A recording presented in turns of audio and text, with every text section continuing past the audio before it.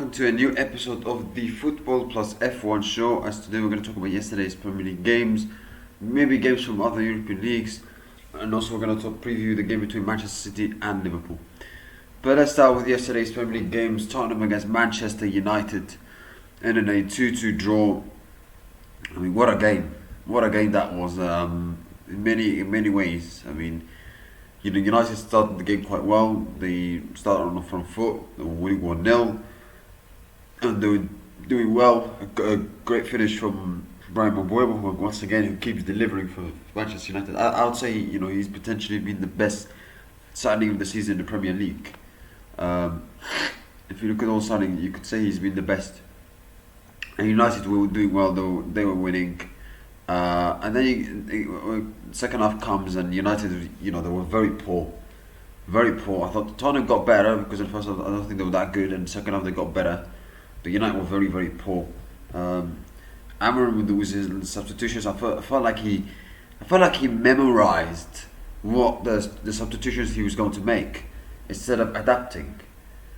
He brought the likes of Šeško, who didn't do anything. He brought the likes of Diallo. He brought, Agate didn't do much. I feel like his substitutions were, they were not flexible enough. They were not good enough, and it cost the game in the end for Man United, as Tottenham scored 2 goals. Matthias Tell, and then a second goal where I think what's his name, Wilson. Yeah, Odegaard had a shot, and then it touched in the header of Richarlison. 2-1 to Tottenham, but then set piece, as it's been all season. Most goals come from set pieces. Great header from De Ligt. Poor defending from Tottenham, but good header. And in a 2-2 draw. I would say both teams bottled the win, in my opinion. Both teams, had a great chance to win. United were winning 1-0, they're doing well, and then the substitutions and the tactics of Amorim clearly, he didn't adapt to the game. And Tottenham, they were winning 2-1, and there's a couple of minutes to go. You should hold on, and they didn't do that. So I felt like it's a missed opportunity for both teams. It's a game that both teams, in my opinion, blew the win away. But at the same time, great fighting back and great spirit for United that they still can come back and get a draw, even though they were losing 2-1 and they conceded a couple of goals. However, they need to improve this kind of psychological thing because, sometimes when they play away, they can crumble a little bit. Against Nottingham Forest, they conceded like 2 goals in 5-6 minutes. In this game, 2 goals in 7-8 minutes. So they need, good concentration defensively and in mentality-wise, because I think their mentality, when they play away from home, their mentality is not good. I don't think their mentality is strong enough for Manchester United. So this is something that United should be focusing on to improve. Because when they play away games, you don't feel that they're so strong mentally. You don't feel it. So yeah, Cunha, I don't think he had a good game. I mean, he had a couple of moments where he could have made his life a bit easier with some movements, but he didn't do that. Both teams blow the game away with their wins. And Šeško, I thought he had a very poor game. It looked like he was so scared. Like in the Bundesliga, he was running pace, power. But in the Premier League, in this game, in this game, he looked like he was so scared to touch the ball. It's unbelievable. He's so poor. And since he came to the Premier League, he's not. Yes, he's had an injury as according to Ruben Amorim, but you would expect more from him. A player like Benjamin Šeško, who did well in the Bundesliga, and he's done so far not much. You're playing for Manchester United. Why are you scared of the ball? Just because you can't cope under pressure. I'm sorry, but if you don't want to play for a big team and cope under pressure, then play somewhere else. But yeah, Šeško, very poor performance from him. I expected more from him. So yeah, 2-2 draw, and both teams blow away the win. Everton beat Fulham 2-0. Back-to-back wins for Everton. Back-to-back wins also for West Ham as they beat Burnley 3-2. And it could have been another win for Arsenal. However, they drew 2-2 to Sunderland. That could be an important moment for the title race. I know it's very early, but considering Arsenal have a very good lead, it's a good opportunity for Man City or Liverpool to win and close that gap on Arsenal. You have to give a lot of credit to Sunderland because they were so smart how they approached this game. How they coped with the set pieces of Arsenal, because obviously we all know the set pieces are very important this season in the Premier League. How they coped with it was fantastic, so you have to give a lot of credit to Sunderland for that.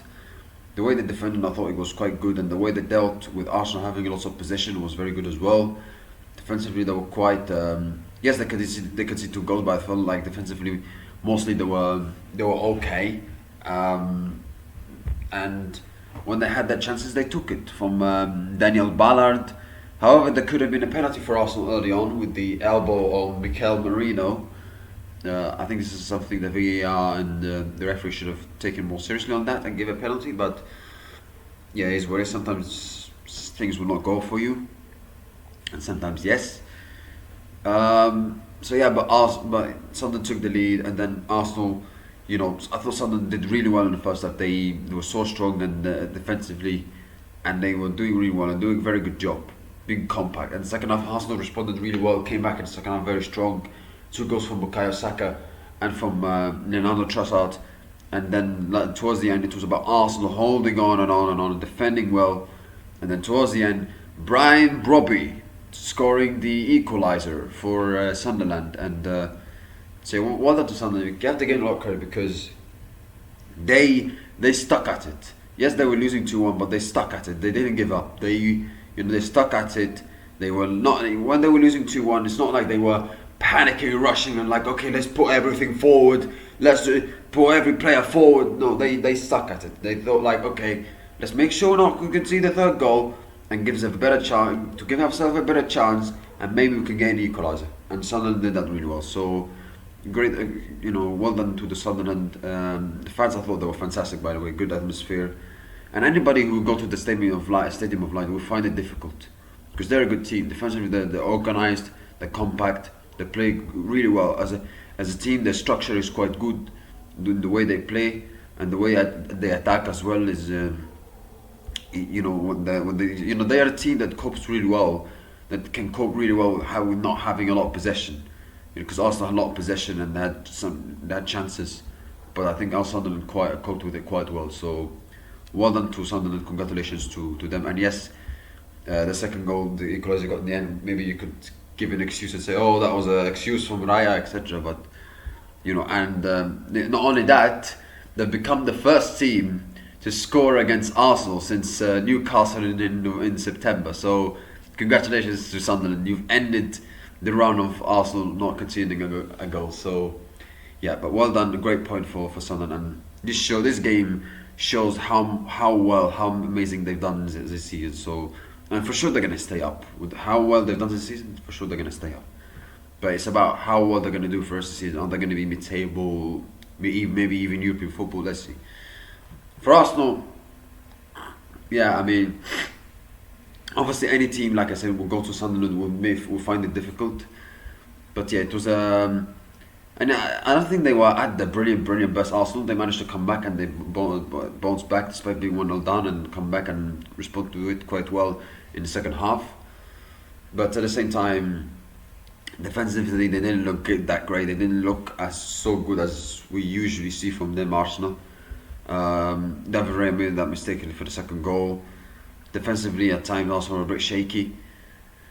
From Gabriel, and from attacking wise, I mean, he played. Arteta made 1 substitution, and I found it like quite strange, and I don't know why. You bring in Mosquera for Eze, and yes, you want to bring an extra defender, but you make only one substitution. I felt that was quite strange from Arteta. Because if you look at the other players he has on the bench, he could bring another defender. He could bring in Ben White. He could bring in Cambe. He could bring in Max Darwin if he can get the 3rd goal. But he can get other players in. But he chose not to. I don't know why. But yeah, like Arsenal, they didn't look that great, and I don't think Eze had the best performance as well. So yeah, not the best day for Arsenal. It's not the end of the world. They're still top of the Premier League. They're still doing quite well.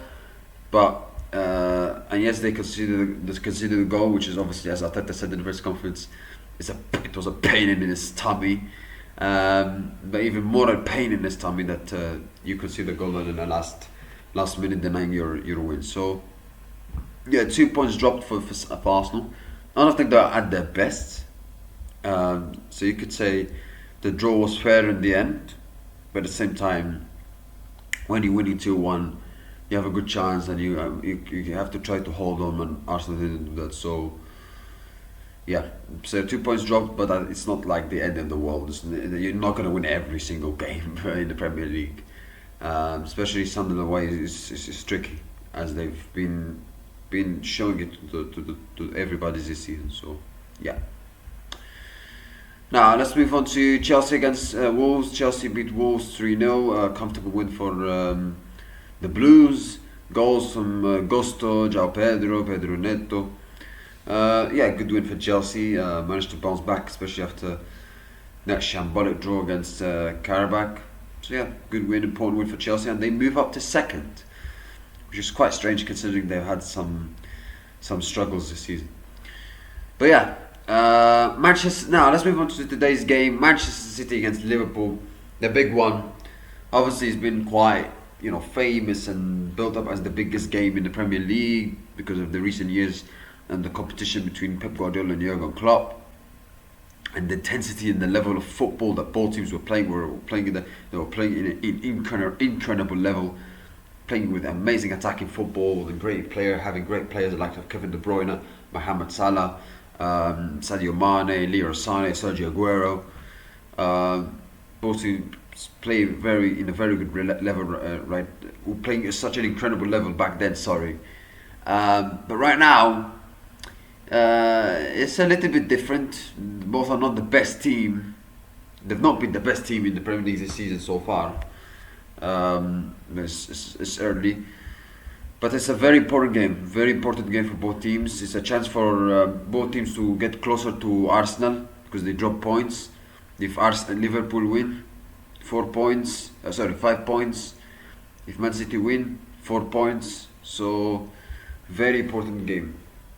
I don't think it's a game that if it's a game that ends in a draw, then it will be a massive missed opportunity for both teams to close the gap on Arsenal and for the first position in the Premier League. So yeah, but at the same time, City, they've been in good form.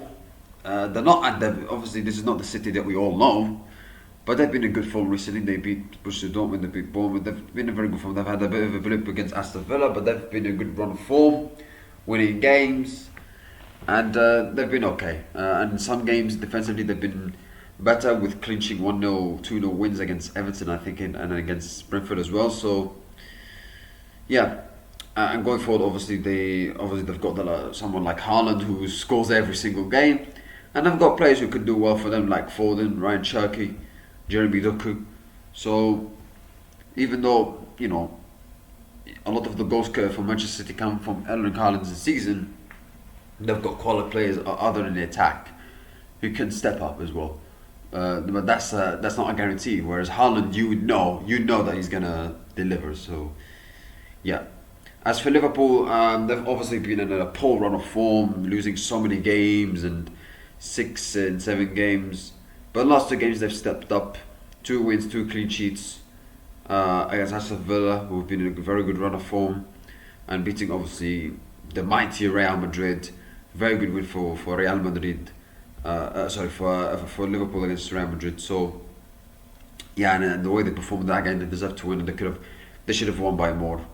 So 2 clean sheets as well, 2 wins. So that for sure gave Liverpool confidence and a boost in terms of morale coming to the game against Manchester City. It's the same ground that Liverpool haven't won many in the last 10-11 years at Etihad Stadium. However, they did win there last season, so that will give them confidence that they can do it again. Whereas City and Guardiola, they will be hoping to, because I think, if I'm not mistaken, in the last four games in the Premier League, they haven't beat Liverpool, something like that. So they'll be hoping to end that streak. So yeah, it's a very important game for both teams. My score prediction, I think both teams will try to attack and try to score goals. My score prediction, I'm going for a 2-1 win for Manchester City. Now let's move on to Formula 1.